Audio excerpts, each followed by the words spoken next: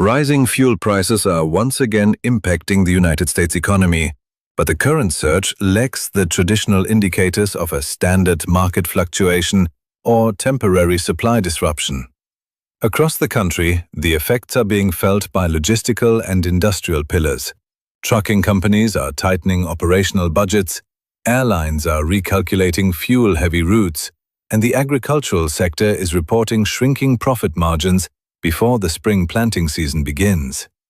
Despite these broad economic pressures, there has been no official announcement from energy authorities or major breaking news alerts to explain the steady upward trajectory at the pump. This shift appears to be the result of a calculated adjustment within the North American energy market that is testing the complexity of the United States' energy position.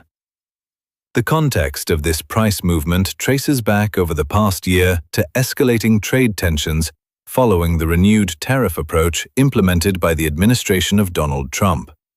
While many analysts anticipated immediate political retaliation, diplomatic clashes, or reciprocal tariffs from trade partners, the response from Canada has been characterized by its technical precision and lack of public confrontation. Instead of issuing dramatic supply cuts or official sanctions, Canada has implemented subtle modifications to its energy export framework. These changes include adjustments to pricing structures, revised contract terms, increased transportation costs, and the introduction of new risk premiums on crude oil flowing south across the border.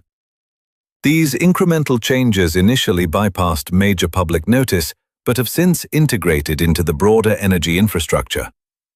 American refineries have begun paying higher costs for raw inputs, leading to adjusted pricing by distributors and increased transportation overhead. The result is a visible increase in retail gas prices, which serves as the final stage of a deeper structural shift. This situation has exposed a critical vulnerability in the United States energy landscape: a heavy reliance on Canadian energy imports. Despite being the world's largest energy producer, the United States remains a major importer of crude, with more than 60% of those imports, totaling over $100 billion annually, originating from Canada. This integrated partnership is essential for domestic industry and supply chains, yet the current pricing adjustments demonstrate how this interdependence can be leveraged when trade policies shift. The core of the current energy crisis lies in the specific technical requirements of the American refining infrastructure. While the United States produces significant quantities of light domestic crude in regions like Texas and North Dakota, a substantial portion of its refining capacity, particularly in the Midwest and along the Gulf Coast, is engineered specifically to process heavy crude oil. This grade of oil, which makes up a significant majority of Canadian exports, requires specialized equipment and chemical processes. Industry data indicates that converting these facilities to handle different grades of crude would necessitate tens of billions of dollars in capital investment and years of operational downtime, making immediate substitution of Canadian supply a structural impossibility. Canadian producers have leveraged this technical dependency by implementing a strategy that prioritizes value over volume. Rather than cutting the supply of oil, a move that would trigger a global energy crisis and immediate political escalation, they have increased the premiums and adjusted the transportation fees associated with the product. By factoring new risk premiums into contracts following the imposition of U.S. tariffs, these producers have successfully shifted the cost structure of North American energy. For American refiners, this has created an immediate compression of margins.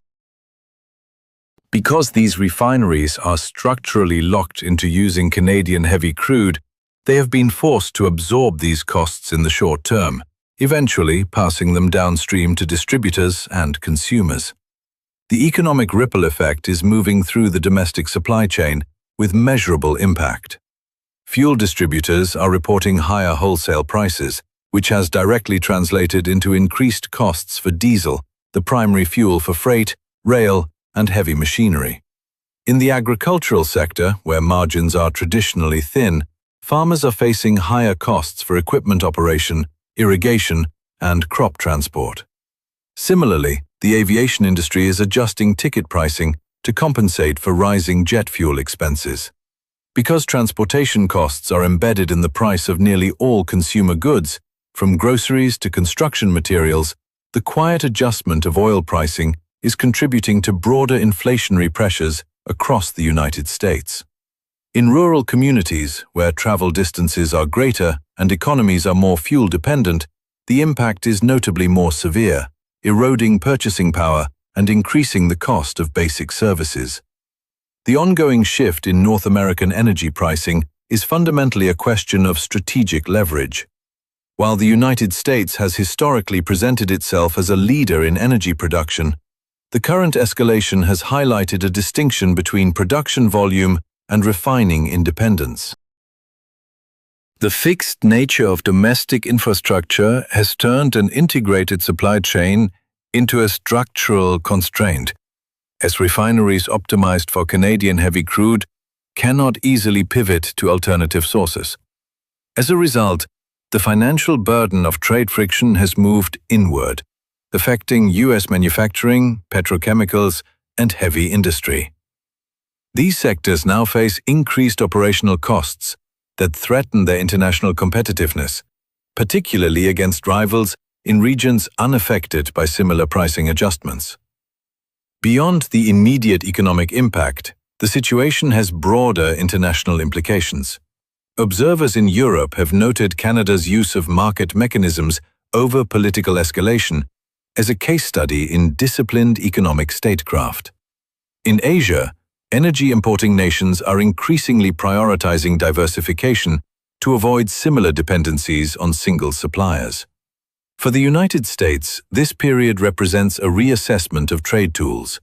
While tariffs are intended to exert pressure on foreign entities, the reality of the energy market demonstrates how these costs are distributed domestically through the complex machinery of the private sector. The outcome has reinforced the principle that power in a globalized economy is often defined by the control of essential, non-fungible resources. As the US and Canada move toward future trade reviews, the stability of this essential partnership remains a focal point for policymakers in both Washington and Ottawa. Canada continues to maintain its export volumes while protecting its revenue through these adjusted pricing structures, signaling that access to strategic resources is increasingly tied to the broader trade environment. For the United States, the challenge remains balancing long-term goals for energy independence with the immediate structural realities of its industrial base. If you want more deep, fact-based breakdowns like this on global trade, hidden economic power, and the strategies shaping the world economy, make sure to subscribe and stay tuned for the next analysis.